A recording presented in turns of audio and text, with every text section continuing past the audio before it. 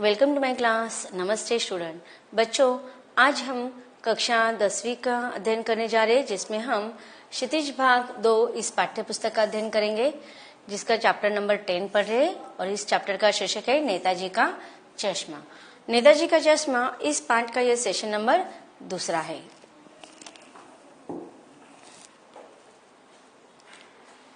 अब इसके पहले भागों में हमने पाठ की शुरुआत कर दी थी।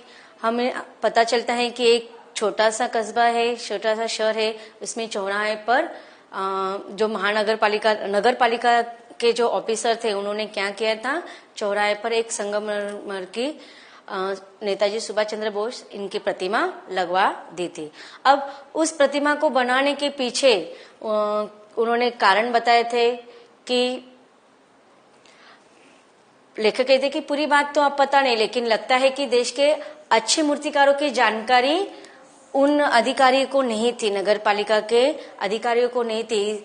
और दूसरा कारण इन्होंने क्या बताया था कि अच्छी मूर्ति बनाने के लिए जो खर्चा लगता है, और उस खर्चे के लिए तथा उनके पास जो बजट था उसका अंदाजा नहीं लग पा रहा था, तथा क्या तर्क वितर्क में वहां में और फिर सीनियर्स ऑफिसर को चिट्ठी औपचारिकता करना, उनकी अनुमति मांगना लिखित रूप में, ये सारी चीजों में ही उनका समय गया था। तो इस प्रकार पहले 2 कारण हमें समझ में आ गए कि एक तो उनको अच्छी मूर्तिकार की जानकारी नहीं थी, या फिर अच्छी मूर्ति बनाने के लिए जो पैसों की अंदाजा है या बजट है वो उनके पास नहीं था। और तीसरा कारण क्या था, उन्होंने बताया था कि बोर्ड की शासन विधि समाप्त होने के समय उनके पास आ गया था, इसलिए उन्होंने क्या किया था, स्थानीय कलाकार का अर्थ क्या होता है कि उसी स्थान पर रहने वाले स्थानीय कलाकार को उन्होंने अवसर देने का निर्णय दे दिया था। तो इस प्रकार उन्होंने वो मूर्ति बनाने का कार्य किसको दिया था, उस कस्बे के इकलौते स्कूल के इकलौते ड्राइंग मास्टर, अर्थात चित्रकला जो सब्जेक्ट होता है ना आपका, उसके जो शिक्षक होते हैं, उनको उन्होंने यह कार्य दे दिया था, जिनका नाम है मोतीलाल जी। अब देखिए, मोतीलाल जी वह शिक्षक थे और ड्राइंग के शिक्षक थे। तो मूर्तिकार के रूप में अगर वो कार्य करते हैं तो जो कार्य एक मूर्तिकार बना सकता है वो कार्य नहीं कर पाएगा, लेकिन फिर भी उन अधिकारियों ने क्या कर दिया था, उन पर वो काम सौंप दिया था। और फिर मोतीलाल इन्होंने भी वो महीने में काम पूरा करने का वचन दे दिया होगा, और फिर न चाहते हुए भी उनको वो कार्य करना पड़ रहा था, इसलिए महीने भर में मूर्ति बनाकर पटक देने का विश्वास दिला दिया। पटक देना अर्थात जैसे कि देखो, आपको भी बहुत सारे ऐसे चीजें होते हैं कि आपको करने नहीं होते हैं, लेकिन आप मम्मी डांटते हैं, घर पर पेरेंट्स डांटते हैं, स्कूल में टीचर्स डांटते हैं, इसलिए आप मन में नहीं चाहते हुए भी बहुत सारे ऐसे कार्य करते हैं, जैसे कि पढ़ाई। तो आप भी कभी कभी पढ़ाई होमवर्क पूरा करने के लिए कर देते हैं। तो उसी प्रकार उसने भी अब उन अधिकारियों ने उन पर जोर जबरदस्ती की होगी, इसलिए उन्होंने मूर्ति बनाने का 1 महीने में वह कार्य करने का उनको निर्णय बता दिया। लेकिन वो कैसे, उनके मन में इच्छा न थी, इसलिए पटक देने इस शब्द का प्रयोग किया गया है। आगे लेखक उस मूर्ति के बारे में हमें बता रहे हैं कि किस प्रकार से वो मूर्ति बनाई होगी। जैसा कि कहा जा चुका है, मूर्ति संगमरमर की थी, टोपी की नोक से कोट के दूसरे बटन तक कोई 2 फुट ऊंची। अब देखो, जो स्टैचू, जो मूर्ति बनाई गई थी, वो पूरी सर से लेकर पांव तक नहीं बनाई गई थी, बल्कि वह सिर्फ 2 फुट की बनाई गई थी, अर्थात यहाँ तक, जब हमारे कंधों तक बनाई गई थी, जिसे कहते हैं बस्ट। अब देखिए, बस्ट का अर्थ क्या होता है कि सिर से लेकर सिर्फ हमारे कंधे तक जो बनाई जाती है उसे कहा जाता है बस्ट। तो टोपी की नोक से कोट के दूसरे बटन तक की 2 फुट की वह मूर्ति बनाई गई थी, जिसको बस्ट कहते हैं। लेकिन मूर्ति बनी थी सुंदर थी। नेताजी भी सुंदर लग रहे थे, कुछ मासूम और कमसिन। अब देखो यहाँ पर नेताजी सुभाष चंद्र बोस इनकी मूर्ति किस प्रकार से बनाई गई थी, इसका वर्णन लेखक ने किया है कि भले ही मास्टर जी ने बनाई थी, मास्टर जी मोतीलाल इन्होंने बनाई थी, लेकिन वो मूर्ति सुंदर बनी हुई थी और उस पर देखकर ही सुभाष चंद्र बोस इनके जो हाव भाव दिखाई दे रहे थे वो बहुत ही सुंदर थे, मासूम लग रहे थे, कमसिन लग रहे थे और वह फौजी वर्दी में बनाई गई थी। मूर्ति को देखते ही दिल्ली चलो और तुम मुझे खून दो वगैरह याद आने लगते थे। इस दृष्टि से यह सफल और सराहनीय प्रयास था। अब देखिए जैसे कि यह सुभाष चंद्र बोस इनकी मूर्ति बनाई थी और वो फौजी वर्दी में बनाई थी। हम सबको पता है उन्होंने किस प्रकार के कार्य किए और जब उनको कोई भी व्यक्ति देखते थे चौराहे में उस मूर्ति को, तो उनके मन में वह उनकी यादें आ जाती कि दिल्ली चलो, तुम मुझे खून दो, ये सारी बातें, उनके नारे उन्होंने लगवाए थे वह याद आ जाते थे। तो इस प्रकार से मूर्ति बनाने का जो पीछे उद्देश्य था वह उद्देश्य सफल हो चुका था और इस प्रकार यह प्रयत्न जो किया था वह सराहनीय था, अर्थात प्रशंसनीय था। अब आप मुझे बता सकते हो कि हम आपने भी मूर्तियां देखी होंगी ना आपके आजू बाजू में एरिया में, क्यों मूर्तियां बनाई जाती है ऐसे और किसकी बनाई जाती है? हमारी बनाई जाती है, आप लोगों की बनाई जाएगी? नहीं। क्यों? मूर्ति किसकी बनाई जाती है? जिन्होंने बड़े बड़े कार्य किए होते हैं। Very good. अब देखिए जो लोग बड़े बड़े कार्य करते हैं, देश की सेवा करते हैं, लोगों की सेवा करते हैं, ऐसे लोगों के मरने के पश्चात उनकी मूर्ति बनाई जाती है। अब देखिए उनकी मूर्ति बनाने के पीछे क्या कार्य होता है या क्या आधार होता है उस मूर्ति को बनाने का या स्टैचू लगाने का? क्यों लगाया जाता है? क्योंकि उस मूर्ति के आधार पर उन व्यक्ति के कार्य को याद किया जाए और आगे के पीढ़ी को वह कार्य याद रहे, उनको पता चले कि एक युग था तब लोगों ने ऐसा कार्य किया था। अब अधिकतर देखो हमारे जो वीर थे, देशभक्त थे, क्रांतिवीर थे, उनमें से बहुत क्रांतिवीरों के स्टैचू, मूर्तियां जगह जगह पर बनाई जाती है और उसके पीछे यही भावना होती है, यही उद्देश्य होते हैं कि उनके द्वारा उन्होंने जो देश के लिए सेवा की, अपनी जान न्यौछावर की, अपने जीवन का बलिदान किया और अपने जो त्याग उन्होंने किए हैं, ये सारी बातें लोगों भूल न पाए, वो लोगों को याद करे, लोगों के बीच में अमर रहे और आगे की पीढ़ी को भी उनके सारे कार्यों के बारे में पता चले। इसलिए इस प्रकार की मूर्तियां बनाई जाती है और वह मूर्ति बनाकर हम उनको एक प्रकार की आदर की भावना देते हैं कि हमने जैसे कहा जाता है ना कि मूर्ति मतलब अमर लोगों के, जैसे कि बहुत सारे देशभक्त हैं, अब उनके नाम तो अगर हम बहुत सबको पता है, बहुत सारे नेताओं के नाम भी हमें पता है कि हम देखते भी है, तो इस प्रकार उनके कार्यों के याद दिलाने के लिए इस प्रकार की मूर्तियां बनाई जाती है।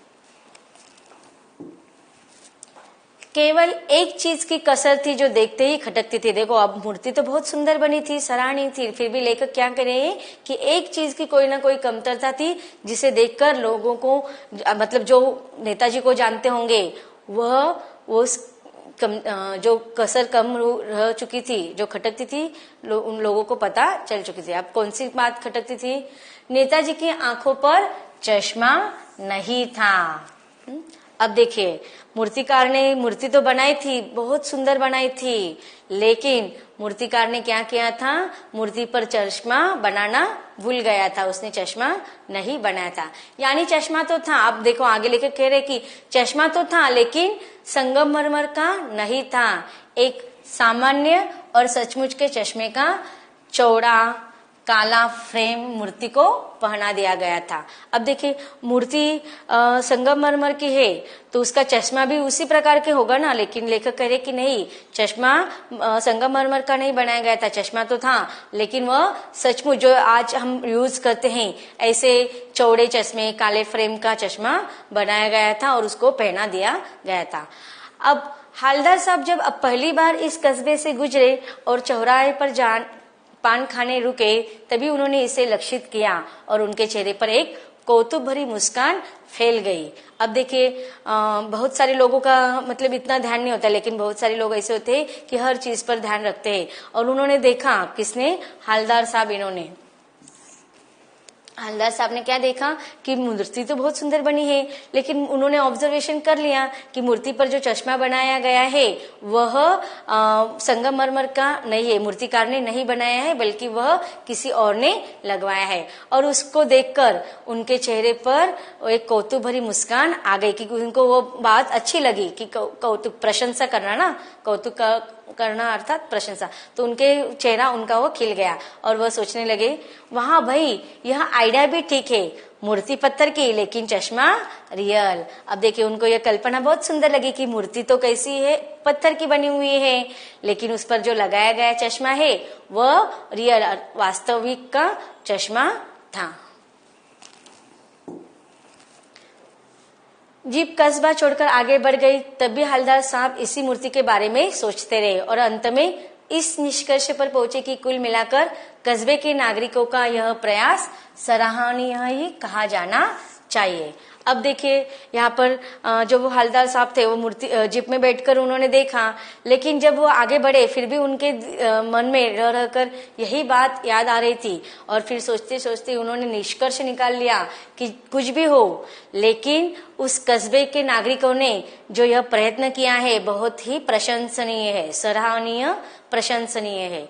महत्व मूर्ति के रंग रूप या कद का नहीं है, बल्कि उसकी भावना का है, वरना तो देशभक्ति भी आजकल मजाक की चीज होती जा रही है। अब देखिए यहाँ यह बहुत ही वास्तविक बात लेखक ने कही है कि लेखक कहते हैं कि चलो मूर्ति चाहे कैसी भी हो उससे कुछ मतलब नहीं, लेकिन मूर्ति बनाई गई है और इसके पीछे वहाँ के नागरिकों का भावना हमें दिखाई देती है कि देश के प्रति जो लोगों ने त्याग किया है, समर्पण किया है, उनको याद करना, यह लोगों की भावना वहां पर दिखाई देती है। और अब वो कहते हैं कि आजकल देखो देशभक्ति के बारे में अगर हम कोई बोलते हैं तो लोग क्या करते हैं, उनका मजाक उड़ाते हैं। तो देशभक्ति आज यह मजाक का विषय बन गया है।